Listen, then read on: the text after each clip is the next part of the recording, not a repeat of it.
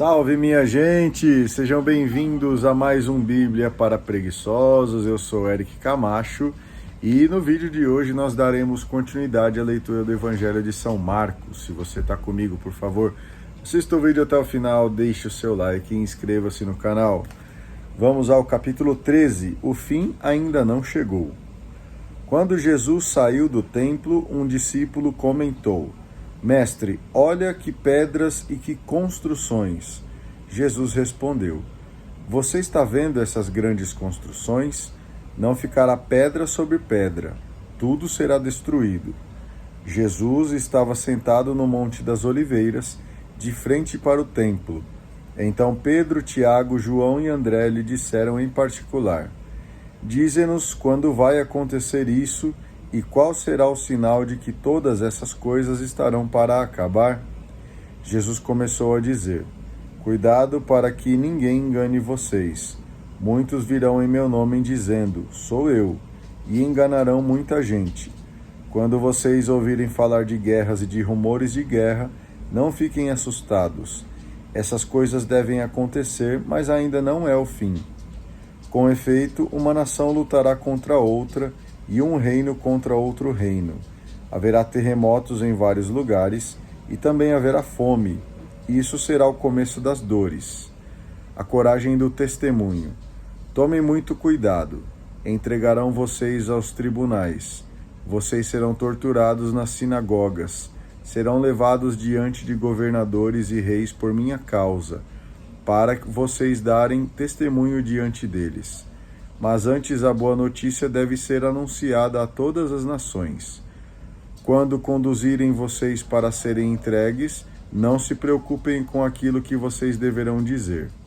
Digam o que vier na mente de vocês, nesse momento, porque não serão vocês que falarão, mas o Espírito Santo. Um irmão entregará seu próprio irmão à morte, e o pai entregará o filho. Os filhos ficarão contra os pais e os entregarão à morte. Vocês serão odiados por todos por causa do meu nome. Quem perseverar até o fim será salvo. Estejam prevenidos.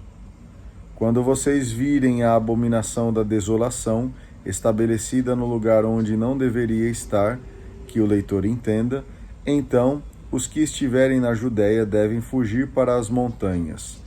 Quem estiver no terraço não desça para apanhar coisa alguma dentro de casa. Quem estiver no campo não volte para pegar o manto. Infelizes as mulheres grávidas e aquelas que estiverem amamentando nesses dias.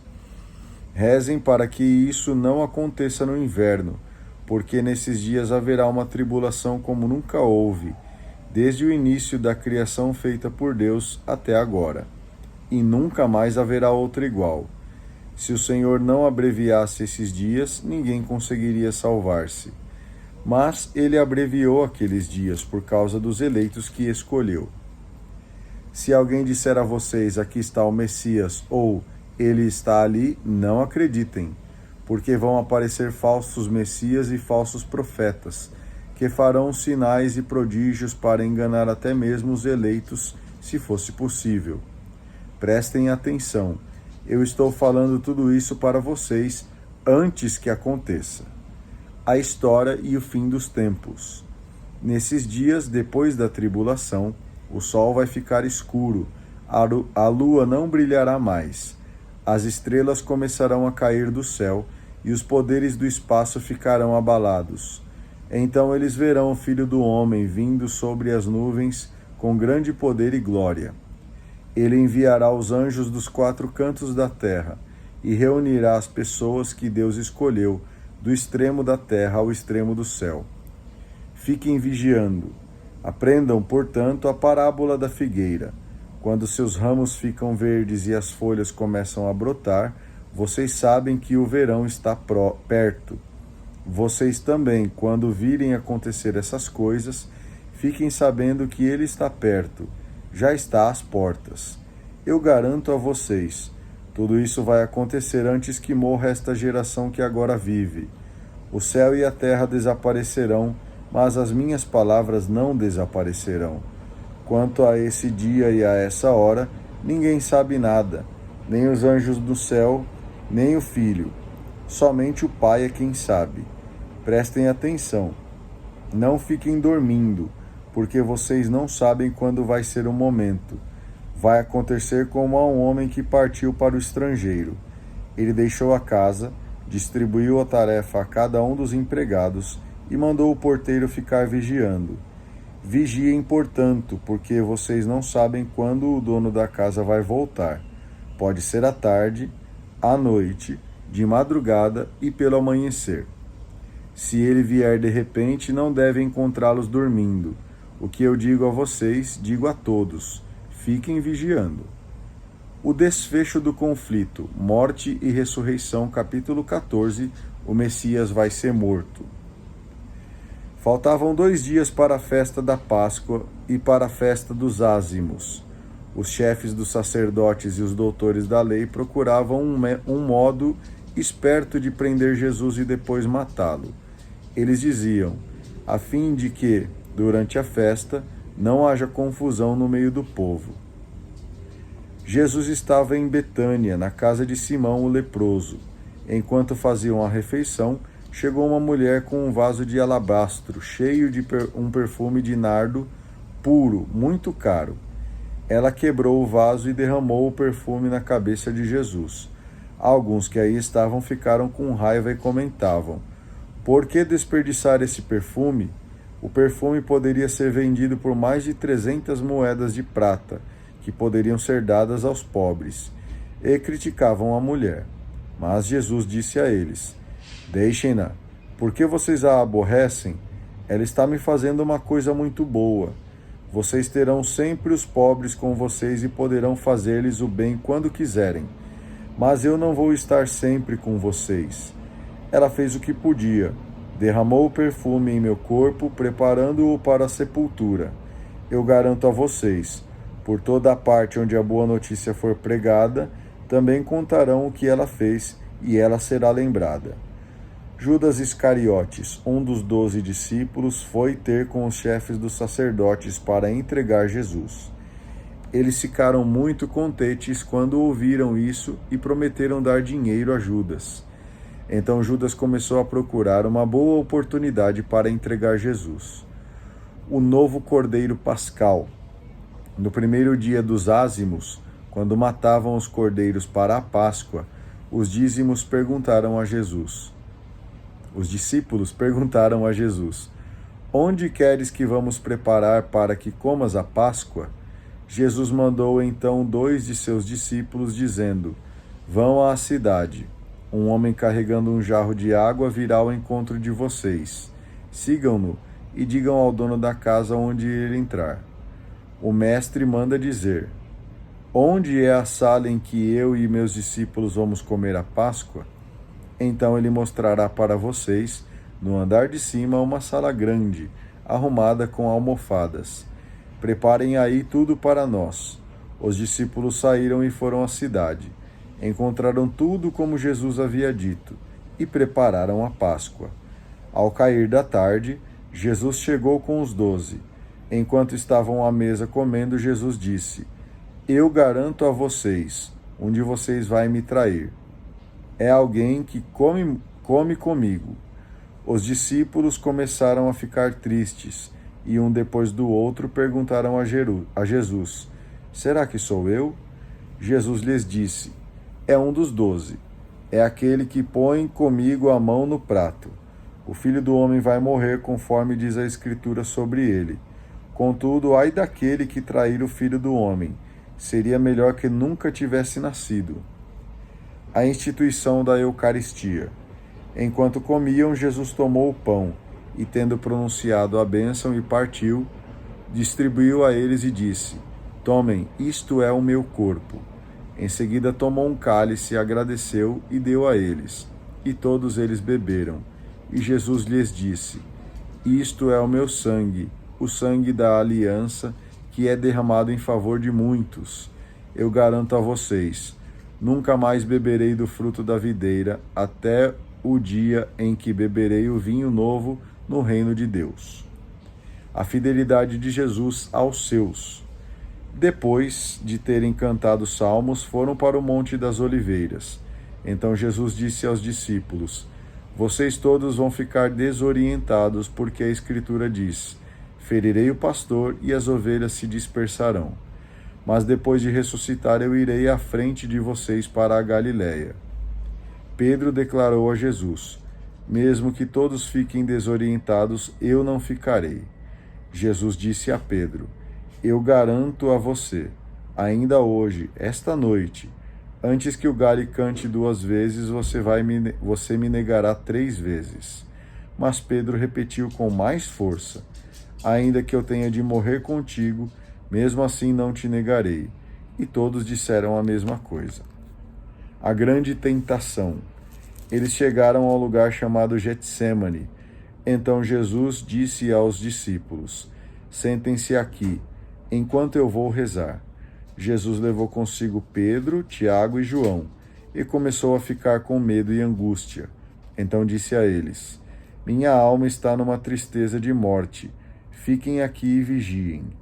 Jesus foi um pouco mais adiante, prostrou-se por terra e pedia que, se fosse possível, aquela hora se afastasse dele. Ele rezava: Abá, Pai, tudo é possível para ti. Afasta de mim este cálice, contudo não seja o que eu quero, e sim o que tu queres. Depois Jesus voltou, encontrou os 3 discípulos dormindo e disse a Pedro: Simão, você está dormindo?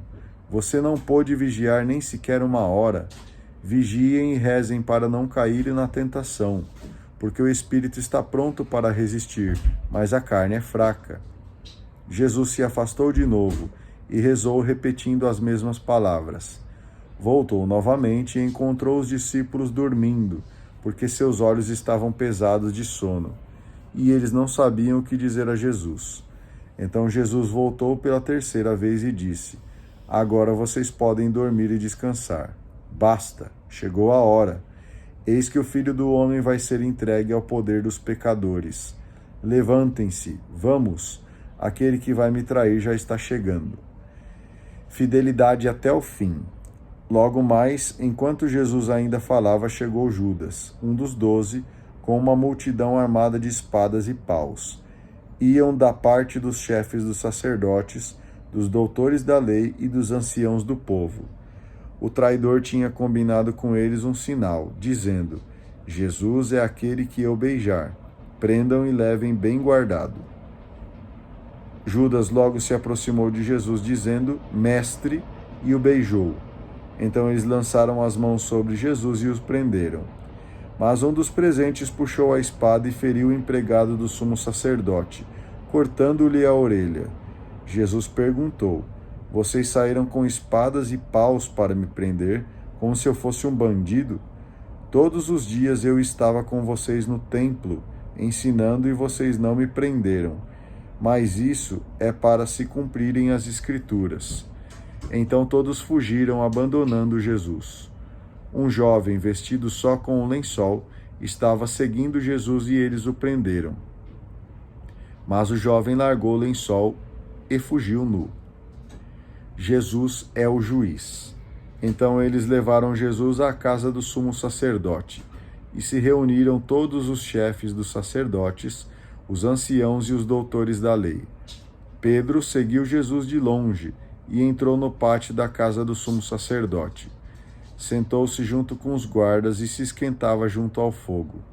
Ora, os chefes dos sacerdotes e todo o sinédrio procuravam contra Jesus algum testemunho, a fim de o condenar à morte, e nada encontraram, porque muitos testemunhavam falsamente contra Jesus, mas os testemunhos deles não estavam de acordo.